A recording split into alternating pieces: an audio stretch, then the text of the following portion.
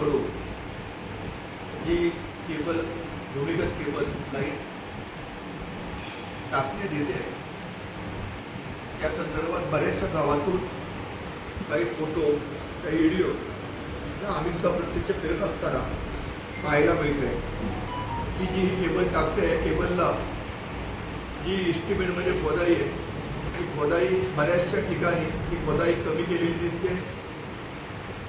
Cable टाकताना त्या रेतीचा जो वापर केला पाहिजे काही ठिकाणी तर 100% केलाच नाही आणि जिथे कुठे केला असेल तिथे 10-15%च केलेला आहे।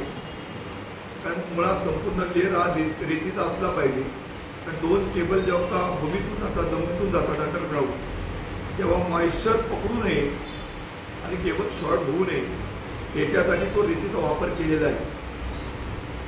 आणि प्रत्येक गावातील ज्या ज्या ठिकाणी केबल टाकतात सर्वच नागरिकांनी कारण भूमिगत केबल ही आता होते आहे भविष्यात केबलमध्ये काही प्रॉब्लेम झाले तर आपली लाईट कायमची बंद होईल यासाठी ज्या ज्या ठिकाणी केबल टाकतात त्या ठिकाणी केबलवरती की बरोबर टाकतायत का इस्टिमेटमध्ये टाकतायत काय खोदाई बरोबर करतायत का रेती बरोबर घालतायत का याची सुद्धा पालन करणं सर्वच ग्रामस्थांची जबाबदारी आहे। आज बऱ्याच ठिकाणी केबल जी टाकली आहे तर कॉन्ट्रॅक्टर कोण आहे कॉन्ट्रॅक्टरने सब कॉन्ट्रॅक्टर अनेक नेमलेले आहेत जे सब कॉन्ट्रॅक्टर आहेत त्यांना कशा प्रकारे केबल टाकायचं ज्ञान पण सुद्धा नाही।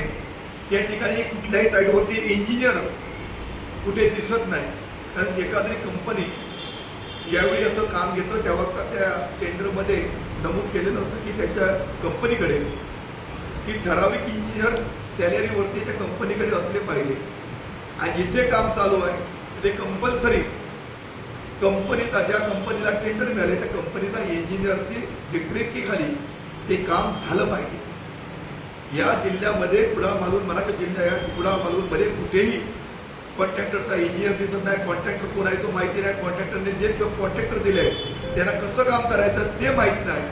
ते पूर्णप्रमाणे या ठिकाणी हे बोगस काम चाललेलं आहे आणि सन्माननीय आमदार निलेशजी राणे जे व्हिडिओ आलेले आहेत ज्या ज्या गावातून खोदाईचे आले कशाप्रकारे रेतीविना केबल टाकलेले व्हिडिओ आणलेले आहेत ते साईटवरती आम्ही प्रत्यक्ष जाऊन अधिकाऱ्यांना घेऊन तिथे खोदून हे जनतेला आणि अधिकाऱ्यांना आम्ही दाखवून देणार आहोत। आणि जर ज्या ज्या ठिकाणी आम्ही खोदकाम करू त्या ठिकाणी जर इस्टिमेटप्रमाणे जर मिळालं तर खोदकामाचं आणि जे काय नुकसान झालंय तिथे सुद्धा आम्ही संघटनेच्या माध्यमातून त्याचे पैसे आम्ही त्यांना भरू नुसतं आम्ही खोदायला सांगणार नाही।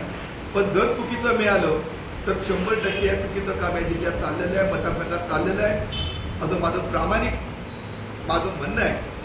आणि ज्या केबलवरती जी कव्हर टाकतायत सिमेंटची ती कव्हर फक्त नामदारी टाकतायत ती निकृष्ट दर्जाची केबल आहे ती क्वालिटी केबलला त्याचा दर्जा तो सुद्धा तपासण्यासाठी आम्ही पाठवणार आहोत। कारण केबलवरती जी कव्हर टाकताय ती 100% फुटताय कुठे टाकत नाही। मला कुठेही सुरक्षित माती टाकल्यानंतर ते कव्हर आपल्याला पाहायला मिळणार नाही खोदल्यानंतर तुम्ही बघून घ्या।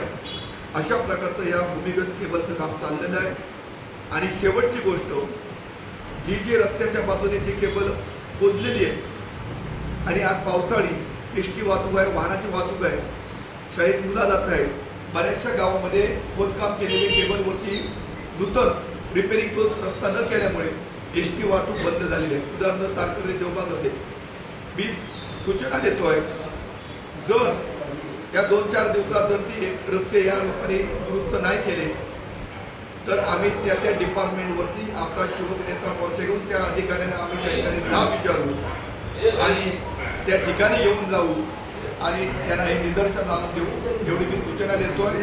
आणि सन्माननीय आमदार साहेब उद्या आल्यानंतर हे सगळे जे काही गोष्टी आहेत त्याच्या कानावरती येऊन त्यांचं तुला लक्ष आहे या सर्व गोष्टींवरती त्यामुळे सर्व जबाबदार अधिकाऱ्याला कॉन्ट्रॅक्टरला घेऊन जे आमच्याकडे काही तक्रार आले आहेत जे काही व्हिडिओ आलेले आहेत त्या साईडचं आम्ही त्या ठिकाणी जाऊन हा पदभार आम्ही पाडल्याशिवाय राहणार नाही एवढी सूचना